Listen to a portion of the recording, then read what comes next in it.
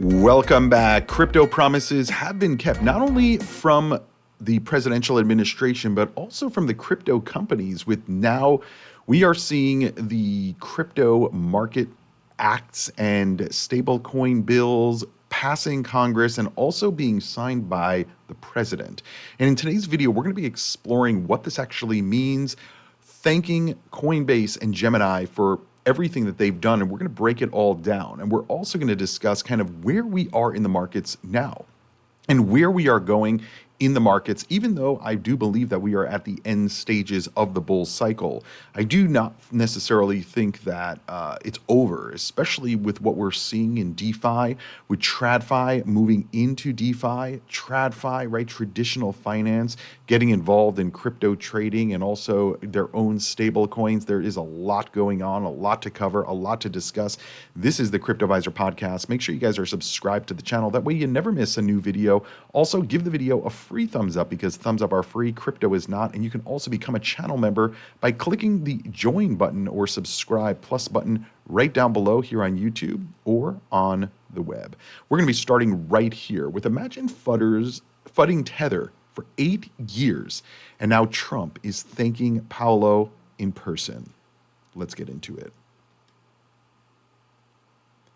So as you guys know, Tether has been, the subject to a lot of FUD, fear, uncertainty, and doubt over the last, decade or so.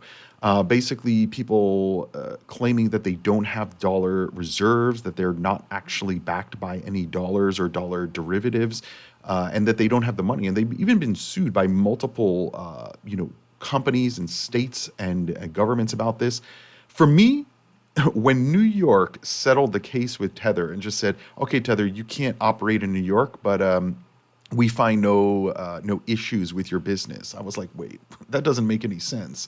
And to me, the next day, by the way, the next day after New York settled their lawsuit with Tether, Coinbase added Tether nationwide, except for in New York. And that told me Tether was a real company. Tether had real backing, because for me, Coinbase is the indicator. It was the indicator last cycle. It's the indicator this cycle, and we're going to talk about that in a few minutes. But Coinbase adding Tether the day after, it was literally the day after the announcement that New York settled their case with Tether, basically just saying you can't operate in New York and you have to pay New York a fine, basically for getting sued. You have to pay the fine. Anyway, that told me Tether's a real company and there's no major issues with Tether. And we have been seeing really the acceptance of Tether. And a lot of this has to do with relationship building, because you guys have to understand, like Cantor Fitzgerald, which is Howard Lutnick, the Commerce Secretary, his company Cantor Fitzgerald was basically one of the US companies that was helping Tether operate in the United States. And now you have the president of the United States welcoming Paolo Adorno, who's the CEO, and I think he's the founder of Tether, at the White House during the bill signing. Do you guys understand how big this is? This is huge. This is the end of basically the government trying to end crypto, right? Because what we were seeing over the last 4 years from the Gary Gensler SEC was, and by the way, it wasn't just that, it was also the Treasury, and it was also the banking regulators. It was many different areas. They were just trying to stifle the innovation and stop crypto. And luckily, that changed. And why did it change? But because here's the deal. This is not about the president himself. This is about, it doesn't matter who was there. It was the fact that the crypto companies came together, put their money together, put their resources together to get this Genius Act passed, to get stable coin regulations passed. This was a lot of money. This was a lot of executives. This was a lot of different companies working together to make this happen. And they noticed that, I would say around 2023 that they needed to start putting their money where their mouth is. Otherwise, crypto would have been done. I mean, if we had 4 more years of Gary Gensler, there would be no crypto. Like everything would be effectively going to zero over time. And so we really do have to thank the participants in this. Carla, who is a native and proud University of Wyoming alumni, thrilled to be working for Coinbase. She said, absolutely incredible day. Thank you to the President of the United States for signing into law the Genius Act, landmark legislation that will revolutionize finance. I'm also grateful to Brian Armstrong, the CEO of Coinbase, Paul, who's the chief legal officer at Coinbase, the chief operating officer at Coinbase, and also the chief policy officer at Coinbase, and the rest of the Coinbase executive team for having the foresight to invest big in policy and for always operating the first principles of mission and customer first. And it is my belief that if these companies didn't get super aggressive over the last few years in politics, this entire industry that all of us are bullish about, both from technological standpoint and also from a financial standpoint and a wealth growth standpoint, this would not be around if it wasn't for the Coinbases of the world and the Geminis of the world. And yes, even the Circles of the world, whether you like stable coins or not, the Tethers of the world, because they, by coming together for one purpose, were able to get it done and convince the President of the United States, who was previously anti-crypto, that the US needs to be the crypto capital of the world and he needs to be the Bitcoin president. This was an amazing transition. And by the way, the president did talk a little bit about that at this bill signing ceremony. And he said, you know, I became a little bit pro crypto for the votes. And he goes, but it was more about what this would have done for the dollar, right? Because he does want the dollar to remain the world reserve currency, for the economy, for staying ahead of other competing countries. And so he talked about all of this. But yes, I mean, at the end of the day, it was for the votes because everybody was against crypto. And so they saw an opening.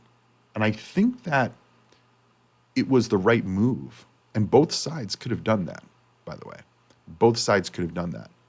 But I don't think that most people would have trusted what they said based on the Gary Gensler was still in office, right? But this is really amazing stuff that we're seeing happening with these bills being signed. Guys, the new administration hasn't even been in for basically 6 months now, right? Just under 6 months. And they got crypto signed into law. Banks are now allowed to use crypto. The financial system is clearly updating. Let's listen to the CEO of Coinbase, Brian Armstrong, and what he had to say. And by the way, like, think about it. Like, he started Coinbase years ago as like a little company, as a little project. I don't think that he ever thought he would be standing on stage with the president signing a bill that would effectively make the U.S. the crypto capital of the world. I mean, you guys have to understand, like, he started a company and look at where he is today, right? I don't think that he ever would have thought that, but look who was there. You have the Winklevoss twins, you have Brian Armstrong from Coinbase, you have Howard Lutnick, you have the AI and crypto czar, David Sachs over there, you have Jeremy Allaire. Jeremy Allaire is the CEO and founder of Circle, USDC. Paulo Adorno, Tether CEO, and there's some other people in the back. I can't really see who they are, but they all work together.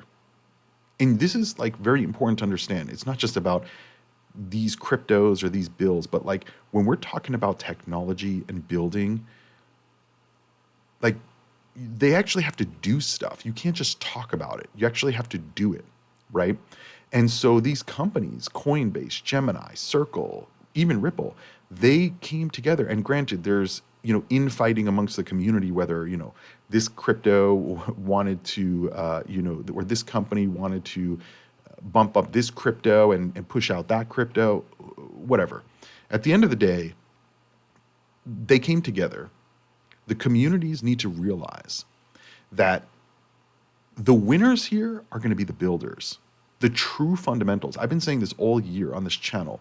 The fundamentals we need to go back to. Everybody's saying, oh, well, Cryptoviser, Solana is still doing well. Look at Solana. I'm like, they literally only have meme coins. And yes, retail is trading meme coins right now, but they haven't created any fundamental value that actual Wall Street is going to be interested in, actual investments, actual major, global companies are going to look at. And you can't just theorize for years about creating technology and not actually create the technology, as we've seen with certain other cryptos like Cardano, where peer-reviewed research papers on all this technology, yet they're not implementing and deploying the technology, right? They're just talking about it. There's a big difference.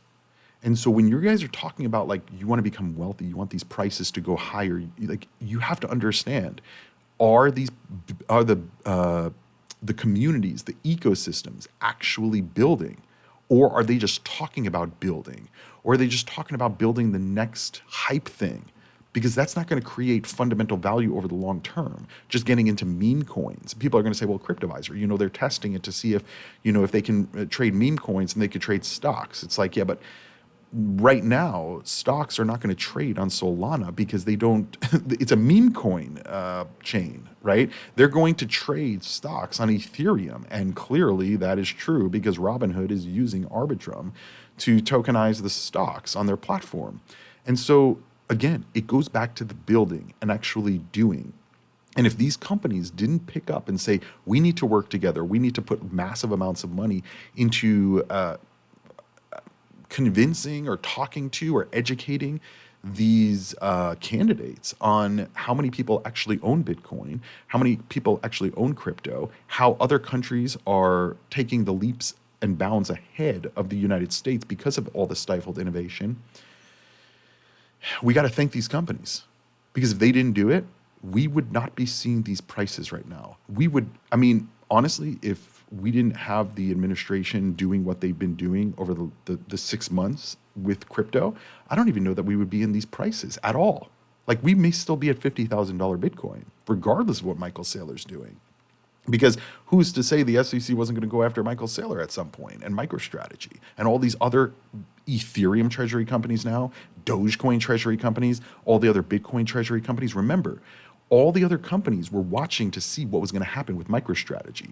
Once the new administration came in and said, oh, that's totally fine. You can even start Ethereum treasury companies and Dogecoin treasury companies if you want.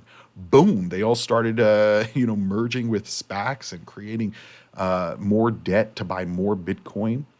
And while there is risk in all of that debt creation that they're doing, the prices are still going up. And so you can still take massive profits out of the market. This is a very positive thing for crypto. And this is about sustainable long-term growth of the country and the crypto industry. And also updating the financial system and giving it right back to the banks. Because remember, the Trump family was also debanked. And a lot of people on, I guess, in that political side were also debanked. We've been hearing a lot about this recently. And so, enabling crypto is not just about enabling crypto. It's also about telling the banks to go F off. Let's listen to what Brian Armstrong says about the financial system updating right after this legislation was signed. Let's listen in. And by the way, don't forget to give this video a thumbs up. And if you think my commentary, analysis, and conversations about these markets are valuable, make sure you guys are subscribed to the channel, and also click the join button down below or subscribe plus button to learn more about becoming a channel member right here on the Cryptoviser podcast. Let's listen in.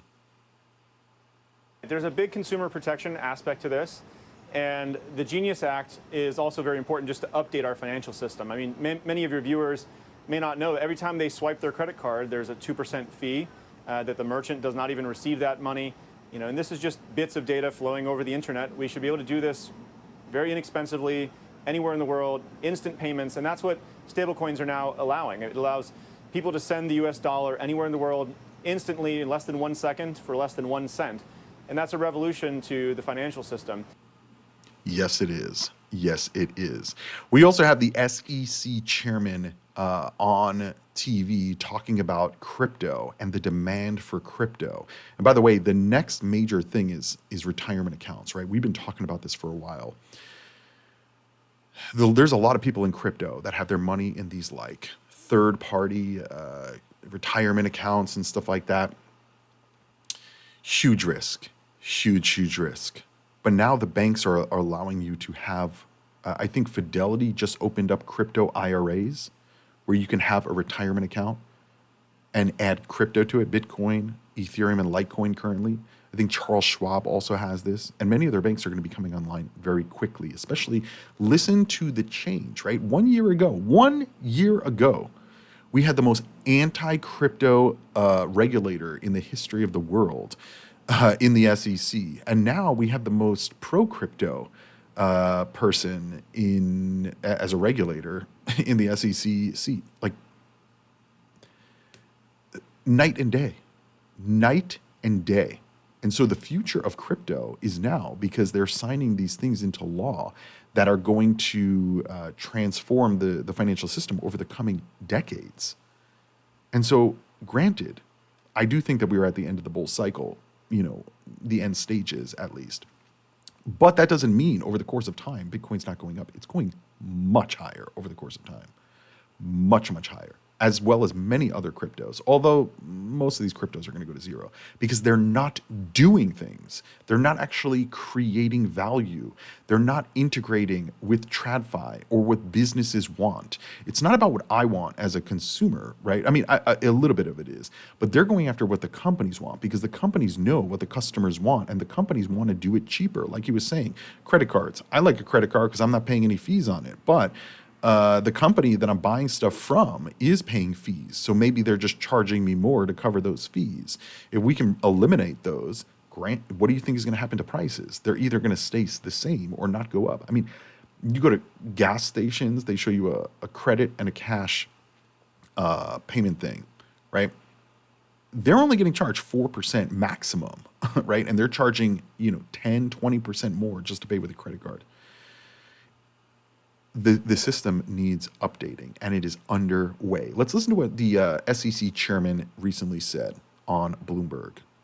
Let's listen to it. Speaking of 401k retirement plans, would you allow crypto into retirement plans? Because the Financial Times is reporting that we could see an executive order from the administration as soon as today allowing alternative investments into retirement plans. Well, again, I think that, disclosure is key and that people need to know what they're getting into. So things like that are not for everybody. And so especially in retirement plans. So I look forward to whatever may come out from the president as far as direction goes.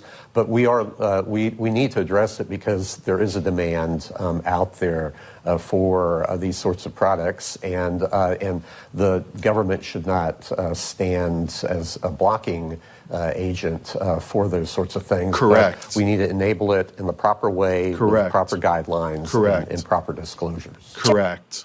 100% correct. I agree with everything that he just said. I mean, guys, at the end of the day, you could already have crypto in an IRA. Most people just don't know about this, right? They roll these things out slowly because, they have to get their employees comfortable with, how it all works. They need to get the customers comfortable with it, but you can already do it. At Fidelity, maybe Charles Schwab already, although Charles Schwab is going to enable it. And I think also Robinhood allows it as well. But go check. And if you want to do that, but if it's not a major institution, I wouldn't be putting my crypto in a 401k or retirement plan because, again, if it's not in a financial institution, you are playing with fire because there are so many illegitimate products out there that don't have those disclosures. And again, people putting their money in potentially a non-legitimate platform thinking it's for retirement. Well, retirement may be decades away. So you keep putting money into it for 10 years, and then you find out that the company actually is completely insolvent and all your money for the last 10 years is gone. If it's at a bank, that's probably not going to happen. And again, obviously, crypto was created to not have the middleman of the bank, right? But there's a lot of people, especially when you're talking about their retirement, you cannot have money in an account that could possibly just disappear because that would be tragic. And so you have to be very, very careful with what you do with your money, especially in the crypto game. And I would only use a financial institution for anything retirement related because if not, again, you can find out in 10 years that all of a sudden you don't have any crypto. It's not going to be good. Anyway, moving right along, this is also a part where the president talked about the Gemini founders, Tyler and Cameron Winklevoss. And listen, there's a lot of people who don't necessarily like them. Maybe it's calling them Ethereum maximalists, XRP haters, stuff like that, which I get. But at the end of the day, these guys run essentially a flawless exchange. They had some issues in the previous cycle during the collapse of FTX and all those other companies that were lending and borrowing with them. But as I predicted when the FTX debacle occurred, I said, it is my view that Gemini and the Winklevoss twins are going to do right by their customers and they're going to make everybody whole. And they did. And they worked with regulators. They worked with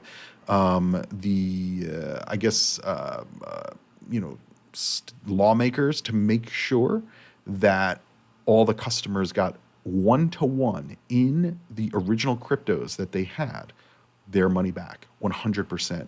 And they did that. They did that, I think, last year. They recovered all the money for their customers. And I think that you got to say thank you to them as well, right? Because not every company would do that. Not every company would put the money up to do that. But they did it. And maybe some of it was like, if you don't get their money back, we're taking away your bit license or whatever the situation is. But they still did it, right? And they got the customers their money back, as Coinbase typically does when there's, issues as well. And so you have to thank them. You have to call them out, because think about if that happened at a bank. Do you think the banks would get you your money immediately? No. You got to come in and you got to sign paperwork. Then we got to go, it would take years and years. These guys did it in a relatively short period of time. So let's listen to what President Trump said about the Winklevi twins. Tyler and Cameron Winklevoss, these are two smart, handsome guys. They got the whole package. They're of Gemini, but they have the whole pack. They're of a lot of things, actually, but Gemini's just the one for today, right? They've got they've got the look, they've got the genius, got plenty of cash, and it's great that you're on our side. You guys are great. I can never tell them apart, but their mother can. I asked, can your mother tell you apart? And the answer is yes, right? Easily, or is it tough for her? Easy, I figure. Good. You guys have been great. Thank you very much. Great. And so, as you guys can see here, right, the signing of the bill, this was also a message that crypto is here to stay in America, right? Crypto is going to be a leader in America, in the world, in the United States. And we've been seeing the solidification of that. And so this is very positive. All the haters on crypto, all the people who said that this is a scam, that this is not going to be tied into, which is basically the banks, right? They don't have a choice anymore. And that is the key. They do not have a choice. Jamie Dimon saying crypto is nonsense and lying for years. Meanwhile, they're back end funding Ethereum's development. They don't have a choice anymore. And by the way, they were wrong 100% of the time.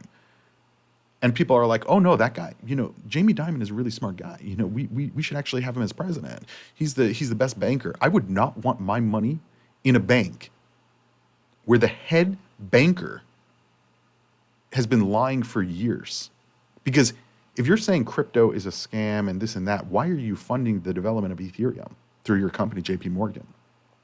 That's a lie. It's a clear lie. And so do you want your money in a liar's institution? I don't. I'd rather have it in these crypto institutions, because these guys are going to protect your money.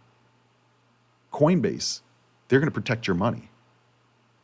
The banker who's lying for years about crypto, you think they're going to protect your money?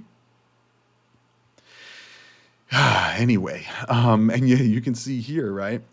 USDC is already posting stuff saying the new internet financial system has arrived. USDC is ready. Are you? And I've been seeing a lot of branding around this. Like, are you ready for USDC? We're ready for you.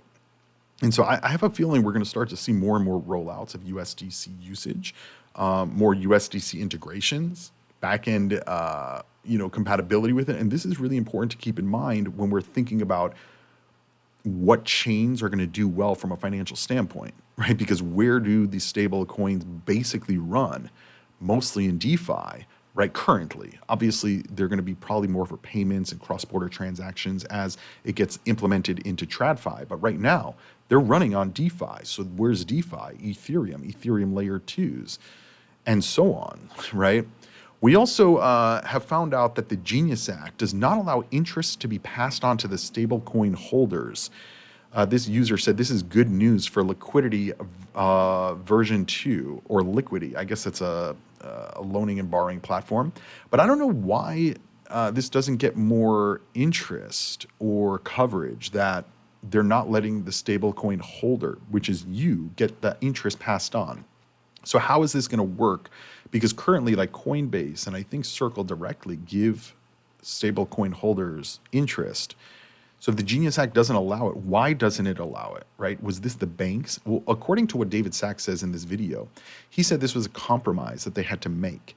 And when I heard that, it to me, it meant the banks didn't want to compete with the stable coins. Because you guys have to think about it. When you're talking about a lot, like people with billions of dollars, they want their money making money. And so they're not keeping their money in banks. This is why banks have issues right now, because they're not making any money, right? The only way the banks make money is through debt issuance, right? Loans, interest, stuff like that. And so if they can't pay out any interest on bank deposits, which the banks are not paying out anything. I mean, JP Morgan is 0.001%, something like that. On $1 million, it's like $10,000 or $1,000 a year. It's almost nothing. And they would not be able to compete with these stablecoin issuers if all the platforms, right? Coinbase, Kraken, Binance, Robinhood, Gemini, PayPal, if they all were connected into USDC and Tether, and you're getting 4 or 5% interest on that, there's no competition. All the money's going to flow into the stable coins. So to me, it sounds like the banks pushed for this compromise, which is very interesting.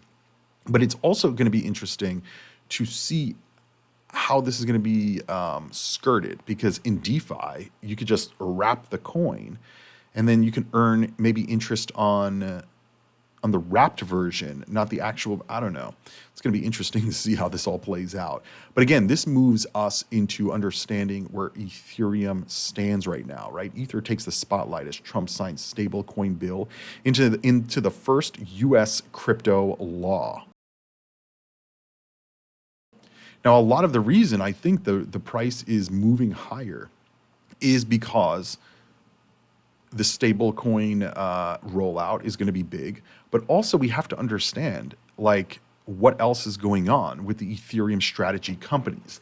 Now we're going to come back to Ethereum strategy companies in just a second, but I wanted to show you Charles Schwab is going to be launching Bitcoin trading and directly targeting Coinbase users. Their CEO confirmed that they're going to launch Bitcoin trading sometime soon, directly challenging Coinbase as crypto adoption grows among Schwab clients. I don't necessarily think it's going to be that big of competition right now, but it is important to keep in mind. When people are thinking about like protecting their coins or protecting their money, I should say, big money, they're going to probably keep most of their money in the financial institutions. And so these banks know they have to roll out this kind of stuff because they will get inflows. You know, people are like, I'm not going to put my money in a bank. This crypto was created to be anti-bank. I get that. But again, going back to the protection of your money that we were talking about earlier, right? People want that protection, especially if they're working with, tens of millions or billions of dollars. And so while I do think that, these crypto exchanges are going to become more widely used over the course of time, there's still a big portion of the population that wants to use traditional financial institutions. But they are coming, guys. They are here already.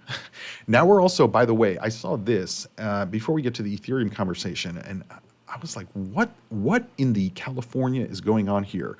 Ripple, Coinbase, and MoonPay executives are going to be advising California on government efficiency.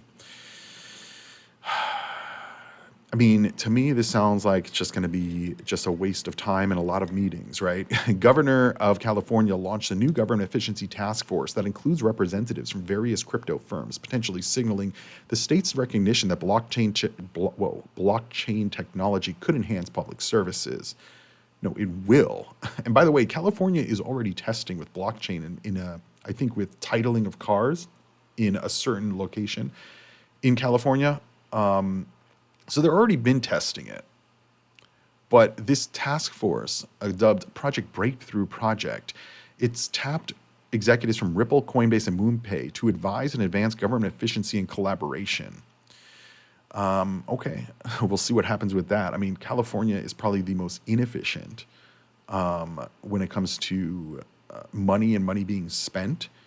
And so I don't know. Hopefully they're able to get stuff done, but just putting things on the blockchain isn't going to make it more efficient, right? You have to get the processes in place to make sure that money is not being wasted on things that it shouldn't be wasted on. And that the issue is that if you're a government employee who's been doing things one way for a certain amount of time, you may not think it's waste, but to an outsider, it may look like waste, right? For instance, if you yeah, I'll just leave it at that. Anyway, moving right along and kind of going into what we were talking about earlier in today's video, the strategic Ethereum reserve conversation, this is the hot topic right now. And I really still firmly believe whatever Michael Saylor and MicroStrategy and all these Bitcoin treasury companies are doing, generally speaking, we're at the end of the cycle, right? The 4-year cycle is the 4-year cycle. We're at 12 to 18 months, and we're very close to the 18-month time frame after the Bitcoin halving, which over the past 2 cycles has been the top indicator, right? And so I don't care what MicroStrategy is doing. That story is over. Like, I want you guys to think about it. Michael Saylor, he's just going to keep buying and buying and buying. Like, what happens when he hits 10 million Bitcoin? You guys are still going to be bullish on that? That's like the most bearish thing that you could think of. One entity holding 10 million Bitcoin. People are going to say, but he only wants 1 million Bitcoin. Okay, and then what? What is the plan from then on out? Probably to leverage the Bitcoin, but how? So you guys have to think about this, right? In my view, the play right now is still Ethereum treasury companies. We are so early in this. Like, they just announced maybe 2 weeks before I'm recording this video that they were going to be becoming Ethereum treasury companies. And look what they've done so far. BitMine Immersion Technologies, that's Tom Lee's company, 300,000 Ethereum in a matter of 3 weeks, 2 weeks. SharpLink Gaming, which is SBET. This is Joseph Lubin from Consensus's company, 280,000 Bitcoin. And by the way, a lot of these were probably transfers and private sales, but these are just the first 2, plus Bit Digital, BTCS. They're also announcing strategy companies. We talked about a few other companies as well.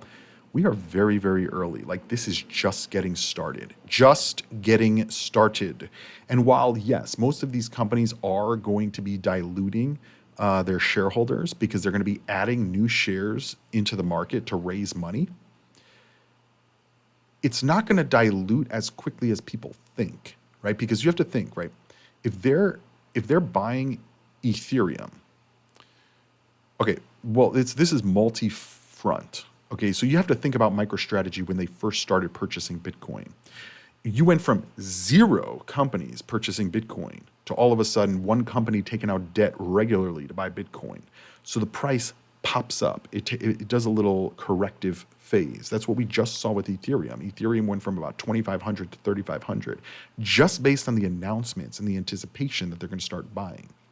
Now what these companies are doing is these companies are starting to raise money by selling shares on the market because the shares of these companies are going higher because they're buying Ethereum.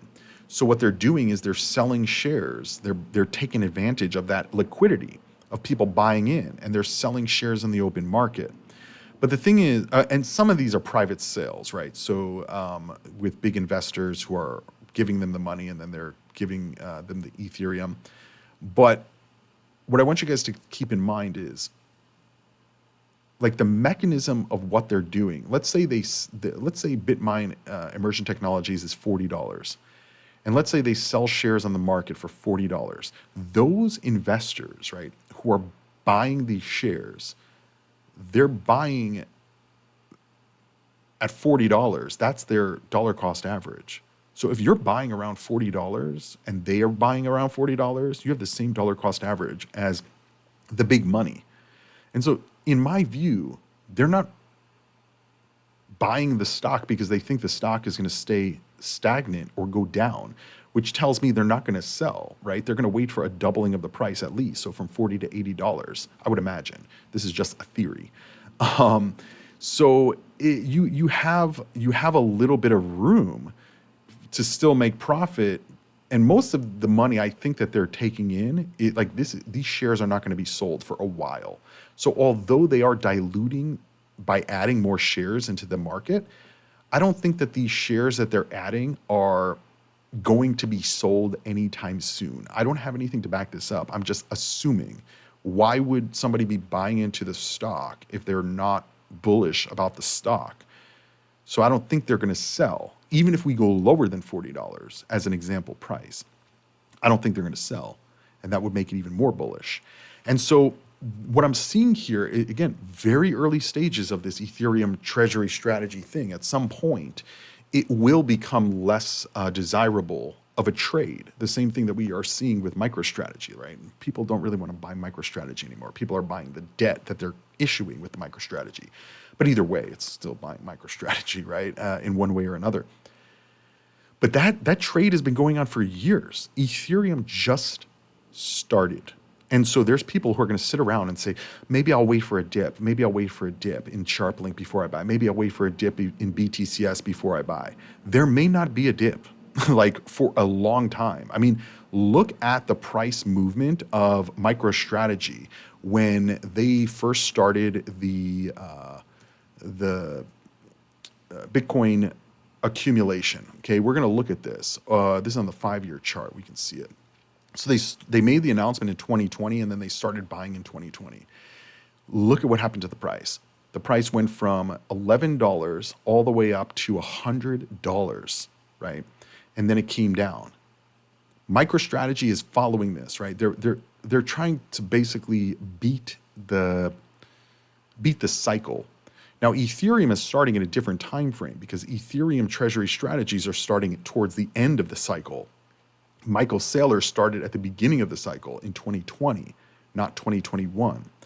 And so we saw the price go up 10x with the buying. And this was before anybody knew how this was going to work out.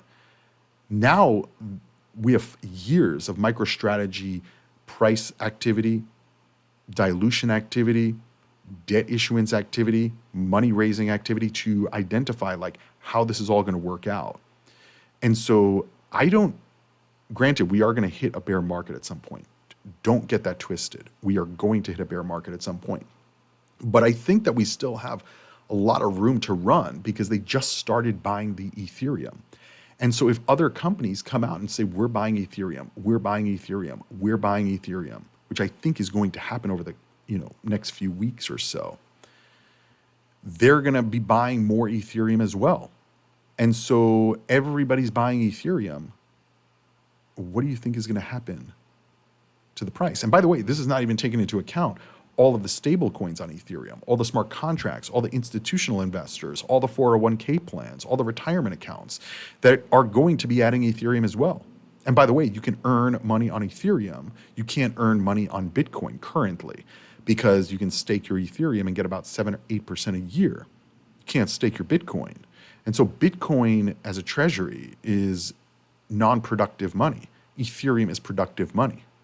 All of these things combined tell me we are going much, much higher in Ethereum. And I think that's the trade right now. Joe Lubin said, for what it's worth, I'm a big fan of Charles Allen at BTCS and his team. BTCS is another Bitcoin. Well, it was a Bitcoin company, and now they're basically going full in Ethereum. And look at what happened to the price already.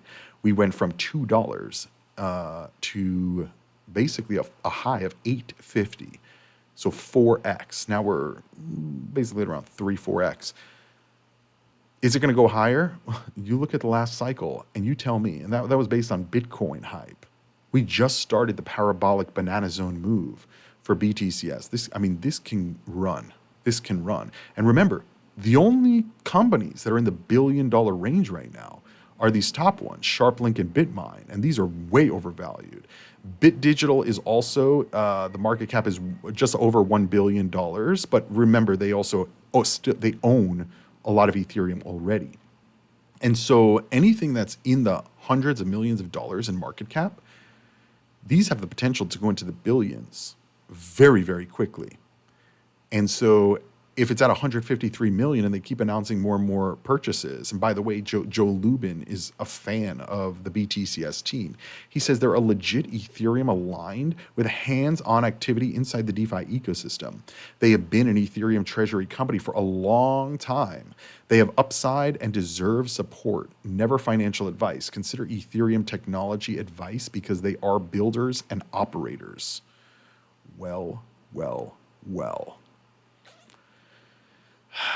I mean, this is my viewpoint, that Ethereum is the trade right now. You guys can disagree with it. That's fine.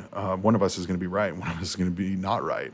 And I'm okay not being right. But I just don't see how we are not even hitting all-time record highs with all this bullish activity. And so the market hasn't priced these things in yet. It's not priced in. All these promises that were kept about crypto by the president, by the crypto companies, by the lawmakers, all the promises that have been kept, this is not even priced in when I'm recording this video. Maybe by the time you're watching, it's already priced in. But I think that we are definitely going to see a leg up very, very soon. Very, very rapid as well. And when you see these rapid moves to the upside, that is indicator. Take profits. We're already starting to see movement. I mean, Bankless, they're reporting the ETH to Bitcoin trade is up 30%, while the Ethereum to dollars trade is up 40%. And so, these guys have been bullish on Ethereum for years, and Ethereum has been underperforming. And now that Ethereum is performing, I mean, it's like reinvigorating your entire excitement the first time that you bought Bitcoin or learned about Bitcoin, right? I mean, we've talked about a lot of cryptos on this channel. Last cycle, we talked about Cardano a lot. Cardano wasn't performing, and then all of a sudden, boom, it started performing really, really well. And it was like a reinvigoration of, excitement. Now we are seeing this in Ethereum, because how many more times are you going to hear about, this company bought one more Bitcoin and added it to their balance sheet, and everybody's cheering it on. And it's like, who does that, right? Who goes around and just says, today I bought 3 shares? And it's like, okay, why are you telling me that? Who cares? And it's over. Like, it's no longer exciting. What is exciting now is the prospects for Ethereum in the relatively short period of, like medium term, I'd say short to medium, over the next probably 6 months. Everything is going to be about DeFi, Ethereum, stable coins, layer 2s on Ethereum. And I think these are going to be the big winners. I really do. I could be wrong. So don't get that twisted. Do your own research. But it's looking really good for Ethereum.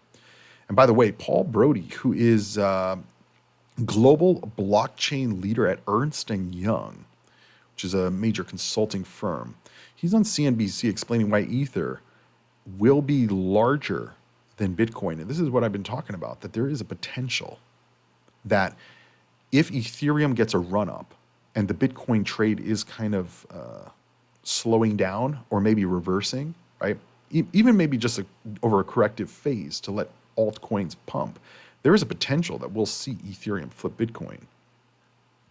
And so let's listen to this person from Ernst & Young talking about just that. Let's listen in. We'll play it at 1.5 speed. Start off with some of the action in Washington. What do you think this means for crypto broadly, and more specifically when it comes to Bitcoin and Ether? This is basically kind of the starting gun on a huge stampede into this space. So a lot of the world's big institutional investors have been sitting on the sidelines. They've been looking at this marketplace for a long time, both Bitcoin and Ether, and especially stablecoins. They've wanted to get into it, but they've been nervous about the regulatory environment, especially here in the United States, because we've been lagging for the last few years. This basically unlocks that entire ecosystem. So we expect a stampede of banks, institutional investors, enterprises going in. Consumers have already adopted. We've got some like 50 or 60 million Americans with crypto, but we expect to see big engagement here, and I'm going to expect to see a lot of announcements, especially around enterprises buying Ether for their treasuries. Yep. And by the way, he's from Ernst & Young, which is a consulting firm. So you don't think that he knows this? This is front-running those institutions because they want to buy Ethereum, and you have the potential to buy it before them, buy it at a lower cost than them, buy these companies at a lower cost than BlackRock is going to buy them for, or State Street, or Jane Street, or, or Mate maybe. Like you have the potential to buy these before the rush. Nobody has talked to me about Ethereum yet. I've heard people talk about Bitcoin. Nobody's talked to me about Ethereum yet. Once I start hearing that, well, it will probably be time to consider selling. But for now, we're not there. So there you go. So this is another clip. I'm not going to play it, but it's from Bankless. We may play it on another thing. But yeah, it's very interesting to see the shift that they made right back to Ethereum and the reinvigoration of the excitement about this ecosystem. And by the way, it's not just the financial world changing. I wanted you guys to see a little bit of this. So drones are being used to indicate exits for an event in Japan. Look at this. This is incredible technology. I've never seen in the United States deployed. I mean, maybe it has been deployed in the US. I just haven't seen it. This is a drone show in Shenzhen, China. I mean, look at that. Look at how amazing that looks. And I would imagine it's a lot of coordination and operational hurdles to get past. But geez, that looks amazing. Even just the skyline. Look at how lit up and bright that is. So yeah, I think that also people's viewpoints of the rest of the world, like I think that people think like everybody's living in poverty in China and stuff like that. I mean, this is what look at this. I've never seen this in the United States anywhere. It's truly unbelievable. This one is a drone view of a System of a Down show in Brazil. I mean, look at this. And to think like the drone cams are taking these videos, it's unbelievable. I don't know how that's enjoyable, that big of a concert, but apparently a lot of concerts in South America are this gigantic. I mean, if you're all the way in the back, I wonder how much those tickets are. You can't even hear anything or see anything, but I guess it's just a vibe to go see one of your favorite musical artists. But look at that drone footage. It's unbelievable. It looks like a party, that's for sure. Anyway, so there is a lot going on in crypto, in the financial world, in the technology world, but this is really what it's about, right? It's a lot of it is about the money and, building wealth and the prices going up, but it's also about technology, right? That's what this whole ecosystem is about, upgrading the financial system from this old technology to the new technology. And a lot of the new technology is going to be blockchains that are going to provably secure the data and the information and make it immutable so that there is no, it's going to be harder to kind of, fake numbers or steal money and stuff like that. And I think that's going to be better for everyone around the world. I mean, especially when you have a decentralized financial economy, right? Where it's not centralized. It's not under the control of just one ecosystem or one party where they can go and then say, oh, we don't like your political view, or we don't like, how much traveling you're doing on, your credit card. So we're just going to debank you completely. And it's like, what? It's going to be very interesting to see how it all plays out. But a lot of people are going to get very, very rich and very, very wealthy through this cycle's transition as we enter the end stages of the 2025 bull market. Hopefully you guys enjoyed. Consider becoming a channel member right here on YouTube. Click the join button or subscribe plus button down below, and I'll see you guys on the next video. Invest responsibly, do your own research, and crypto on.